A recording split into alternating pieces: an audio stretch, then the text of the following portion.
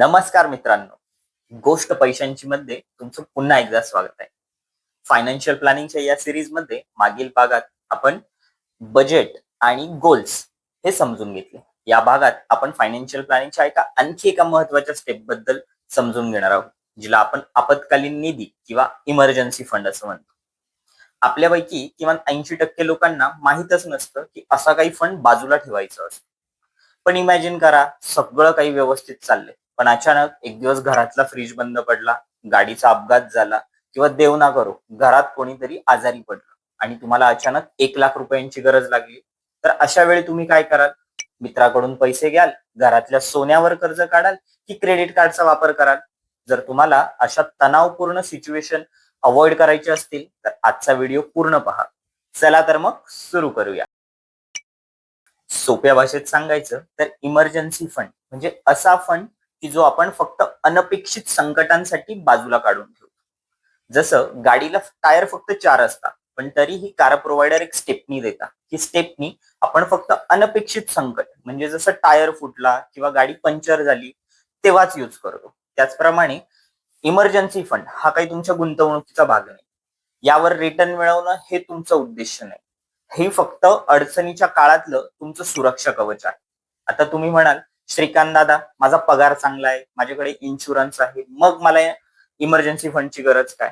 पण मित्रांनो, तरीही इमर्जन्सी फंड हा आपल्यासाठी खूप आवश्यक आहे. आजच्या अनिश्चिततेच्या काळात जॉबमध्ये किंवा व्यवसायात कधीही चढ उतार येऊ शकतो. घरात काही इमर्जन्सी आली, तुमच्याकडे इन्शुरन्स जरी असला तरीही तो इन्शुरन्स क्लेम व्हायला वेळ लागू शकतो. तसेच सर्व खर्च त्यात इन्क्लूड असतीलच याची काही गॅरंटी.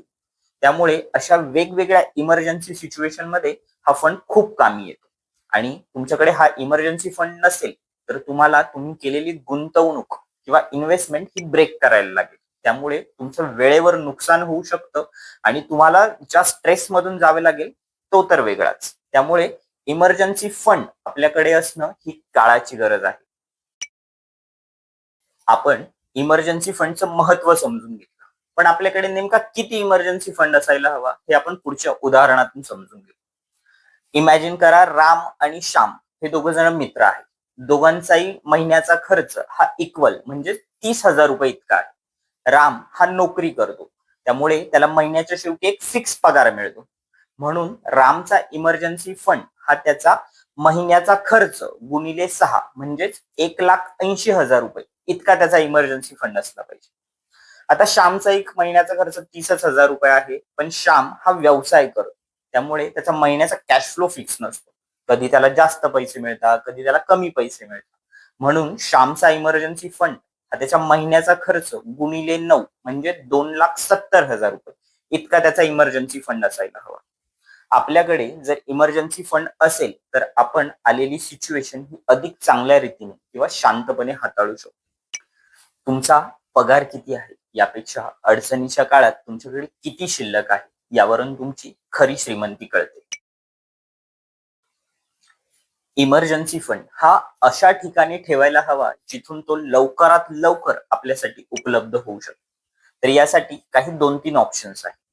पहिला ऑप्शन म्हणजे एक सेपरेट सेव्हिंग अकाउंट असावं. आता सेपरेट का? तर आपल्या रेग्युलर सेव्हिंग अकाउंट मध्ये हे पैसे ठेवले तर ते खर्च होण्याची भीती असते. जर तुम्ही सेपरेट सेव्हिंग अकाउंट मध्ये हे पैसे ठेवले तर ते फक्त इमर्जन्सी सिच्युएशन मध्येच यूज होते. या पैशांवर साधारण तुम्हाला 3 ते 4% इतकं व्याज मिळतं. दुसरा ऑप्शन म्हणजे काही बँक्स स्वीपिंग एफडी हा एक ऑप्शन प्रोव्हाइड करतात. यामध्ये तुम्हाला साधारण 5 ते 6% इंटरेस्ट मिळतं, पण हे पैसे तुम्ही कधीही विथड्रॉ करू शकता आणि त्यावर कुठलीही पेनल्टी नसते.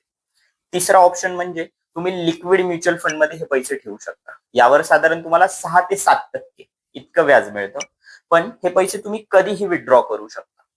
आता हे पैसे ठेवताना एक गोष्ट लक्षात घ्यायची, हे पैसे तुमच्या गुंतवणुकीचा भाग नाही. हे पैसे वाढवणं हे आपलं टार्गेट नाही. हे पैसे हे आपलं मानसिक स्वास्थ्य टिकवण्यासाठी आहे. त्यामुळे ते अशा इन्स्ट्रुमेंट मध्ये ठेवा की जिथून ते लवकरात लवकर आपल्यासाठी उपलब्ध होऊ शकते. काही कॉमन मिस्टेक्स आपण अवॉइड करायला हव्यात. त्यातली पहिली म्हणजे इमर्जन्सी फंड हा कधीही स्टॉक मार्केटमध्ये इन्व्हेस्ट करायचा नाही. कारण स्टॉक मार्केट हे खूप वोलाटाईल असतं. आज आपण घेतलेल्या स्टॉक्सची किंमत उद्या वाढू शकते, तशीच ती कमीही होऊ शकते. त्यामुळे अशा वोलाटाईल इन्स्ट्रुमेंटमध्ये इमर्जन्सी फंड कधीच ठेवायचा नाही.